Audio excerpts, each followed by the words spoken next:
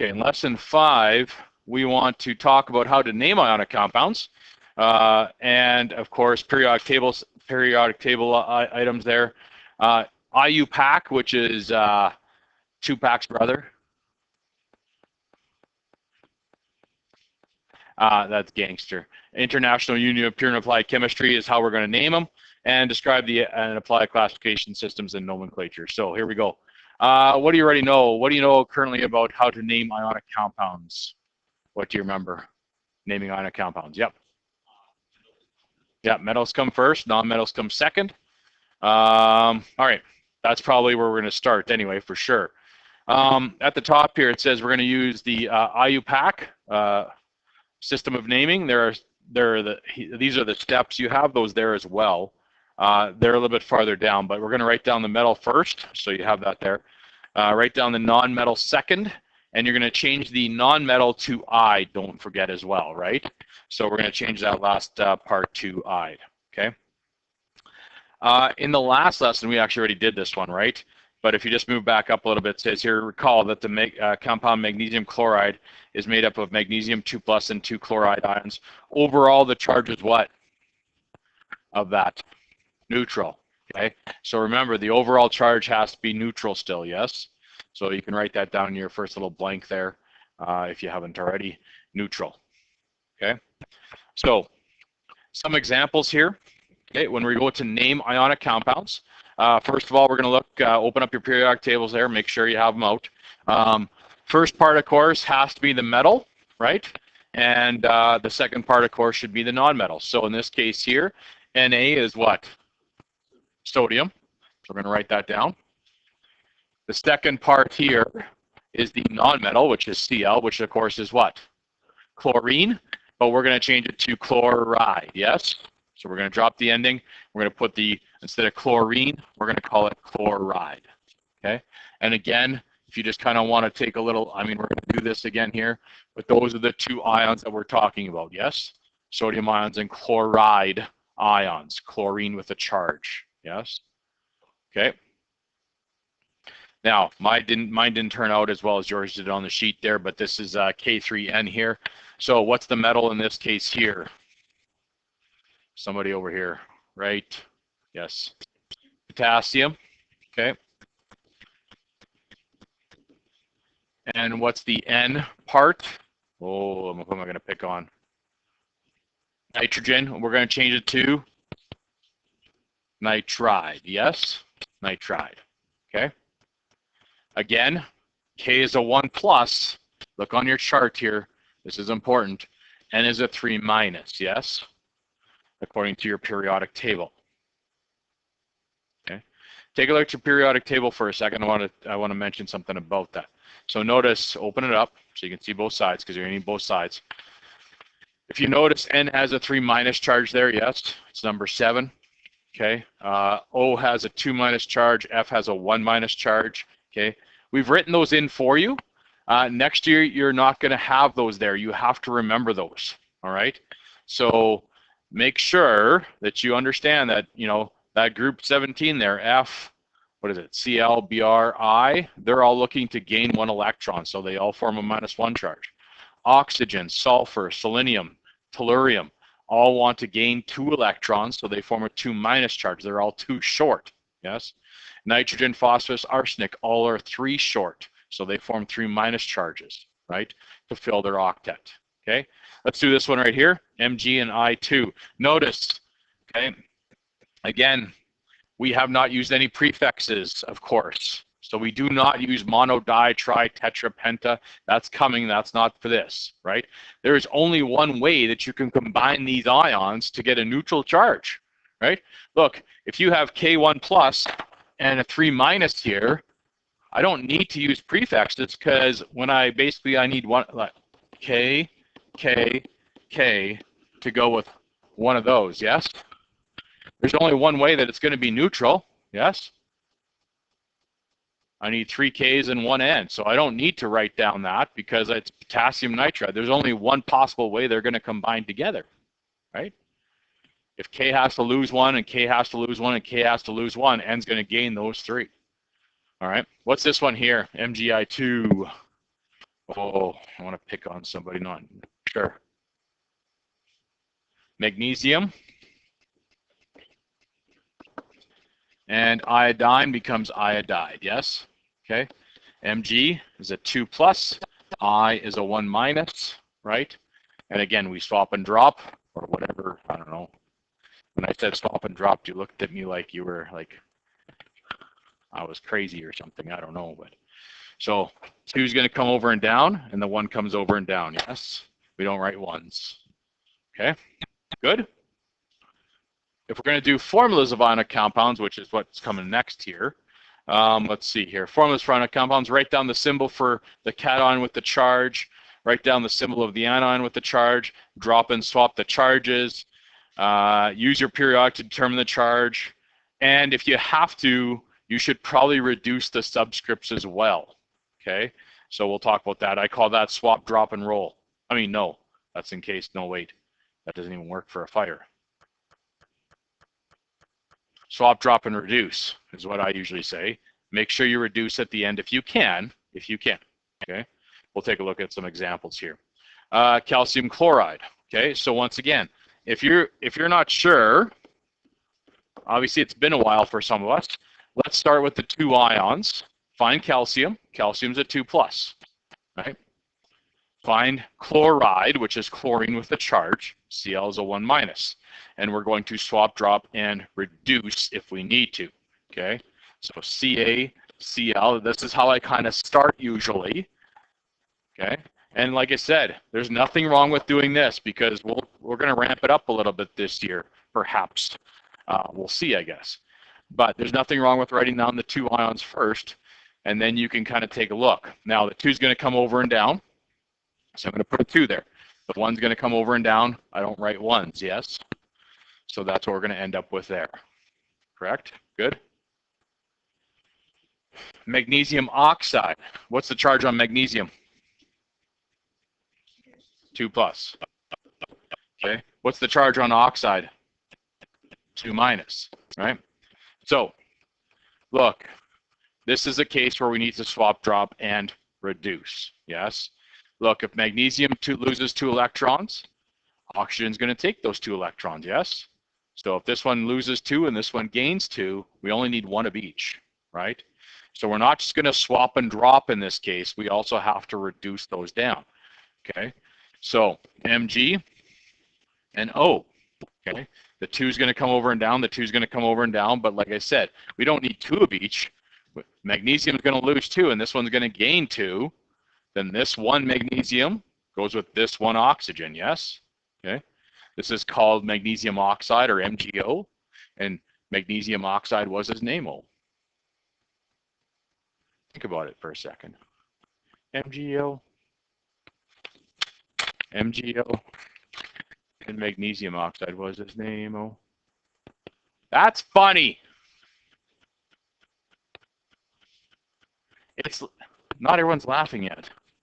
I don't understand. It's like bingo. B-I-N-G-O, M-G-O.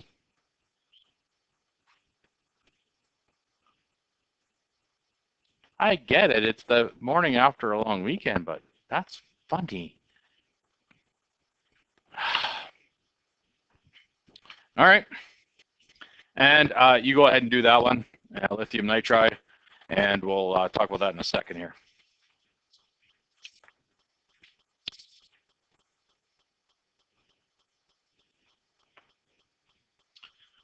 That one might have got cut off, so you just have to do it on the side somewhere, I guess.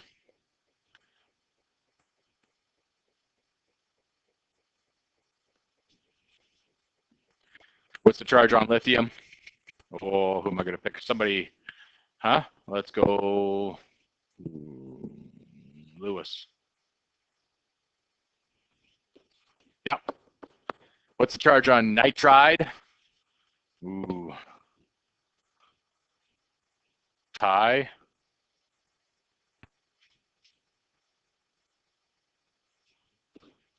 Yep.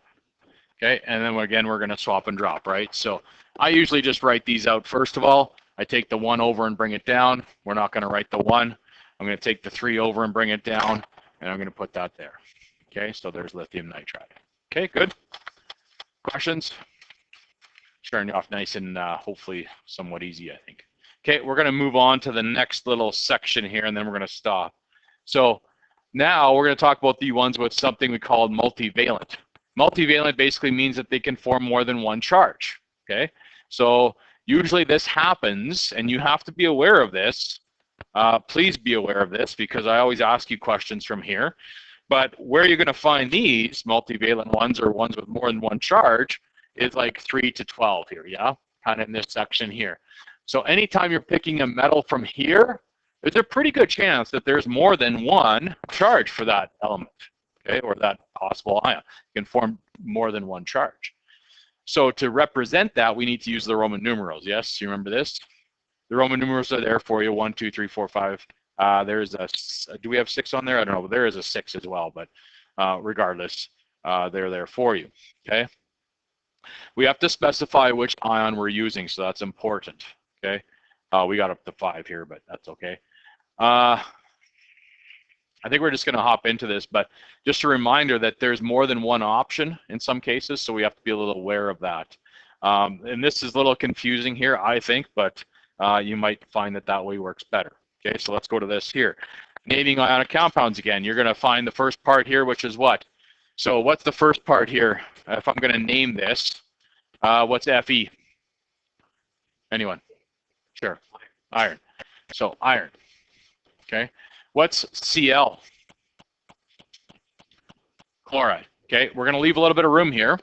Now, as soon as you say iron, you're going to say, well, where do I find iron? You found it in the middle section, right? So there's a chance iron comes in 2 possible charges, yes? What are they? Tell me. Positive 2 and, sorry, positive 3. So which one are you using is the question, yes? Now they talk about reverse swapping and dropping, basically, which we can do. Look, if this was a 3, that would come up over to here, yes? So that must have been a 3 plus. This would have been the 1, of course, right here, and that would have been your -1. So we're probably using the iron 3, yes? So you might be able to do that, okay? If you're not sure, because they get a little confusing sometimes, they say about sometimes you might have to multiply it by a common multiple, because remember, when we swap, drop, and reduce, we might have to take out the reduction, basically. So we might have to multiply it by a common factor. We'll get to that. Or, if you're not happy about that, you could always do this and write out the 2 options that you have. You know, which one's going to give you the correct formula when you do swap and drop, iron 3 or iron 2? I would say, well, probably iron 3 if I swap and drop. That's the one I want to use to get this formula here, iron 3 chloride, right? So I'm going to put a 3 in here. 3 looks like that, of course, yes? Okay. I'll talk about what, you know, we'll go through these examples here. But here's tin. Sorry, I should have asked you, I guess. That's the metal, which is Sn, right? And this is tin. Okay, so find tin. Again, it's in the middle section. So when you're looking at the middle section, your very first, you know, when you get the quiz on this eventually here, the very first thing you should say is, B-dog, he's trying to trick me. You know, he's looking for the Roman numeral thing. That's what he's looking for. He's trying to make sure that I forget them. So as soon as you look in the middle thing, you're going to be like, oh, that's tin, and tin has more than one charge, right? Okay. The second part, of course, is oxygen, which is oxide because we're doing ionic compounds, oxide. Now, what they're saying here is this. You can do reverse swap and drop, which is fine. Okay, so look, tin and O. There's a 2 with this, yes? So this 2 right here, that 2 would go up to here. That's a 2 plus. However, that would be a 1 there, yes? And that would have to come up over here. Does oxygen come in a 1 minus? No. So you're going to have to multiply it by a common number to get to the appropriate charge. Does that make sense? So if I say, oh, well, oxygen doesn't come in a 1 minus, oxygen comes in a 2 minus. Well, that must mean that tin has to be a 4 plus now. So multiplied by 2 for each, yes? Okay. That's what they're saying in the notes. Personally, I don't like that. I think it's confusing. okay? I always just do this. What are my options? Well, tin comes in a 4 plus, tin comes in a 2 plus, right? Those are your two options for tin. Tin 4, good buddy. Tin 4, good buddy. No. Tin 2 is the other option, okay? And O, we know, comes in a 2 minus. So, you know, when you swap and drop these, which one's going to give you the right formula, right? Well, if I swap and drop this, I get what? SNO, right? 2 plus, 2 minus, swap, drop, and reduce, right? 1 and 1. Is that the same as this? No. Well, then by default, it's got to be this, but you can double check it, of course. 4 comes over and down, 2 comes over and down, but instead of 2 and 4, I can reduce that down to 1 and 2, yes? And that looks a little bit better as to which one I want to use, right? So tin 4, good buddy, is the one you want to use, tin 4 oxide. Does that make sense? That takes a little bit of practice maybe, but it's been a while for us, right? And I don't know what happened last year or whatever. When do you have specific units in grade? I forget. You have specific units, don't you? When did you do chemistry? Beginning? Yeah, so it's like been 1,500 years, right? You're like, I don't know, what are you talking about? I don't remember that. You didn't even remember swap and drop. Hey, thanks to MT. All right. So that's that. Let's see, where are we here? Okay. Yeah, well, I guess we skipped down to that part there, eh? Well, I kind of skipped around here. That's the naming part. Let's go to the next part here. I think I write the chemical formula. Yeah, there we go, tin 4 chloride. So again, they're going to tell you it's tin 4. Good buddy. Tin 4 and chloride, yes? And again, we're just going to swap and drop. Most of us kind of like this probably a little bit better, yes? So this is at the top of the page, actually, right at the very top. So tin 4 chloride would look like that, yes? Swap and drop. 4 goes over and down, the chloride comes over and down, yes? Okay. And then copper 2 oxide, again, copper 2 oxide, right? So 2 plus 2 minus, copper is going to lose 2, oxygen, well, this oxygen is going to gain 2, basically. So we only need 1 of each, yes? Swap, drop, and reduce. 2 and 2, or 1 and 1. Yes? Good? Questions, anyone? Yeah.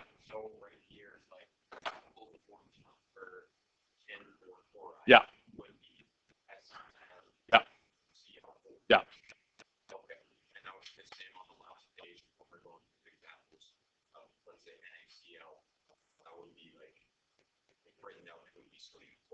Yeah. Okay. Questions, anyone? Yes, no? We're going to stop there today. We're not going to get to polyatomic, but okay.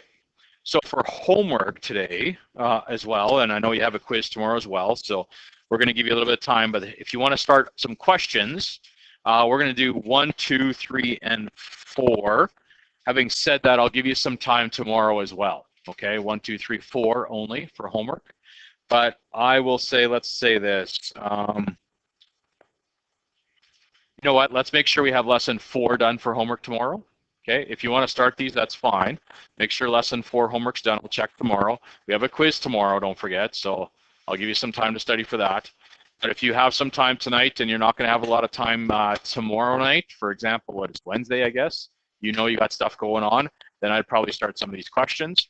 I'll give you some class time tomorrow to do some stuff as well, but tomorrow we're going to move on to the last little bit, the polyatomic ions, and then we're probably going to give you a few more questions as well tomorrow. So that's kind of what we're doing for the next 2 days here, okay? Or for today and tomorrow anyway, okay?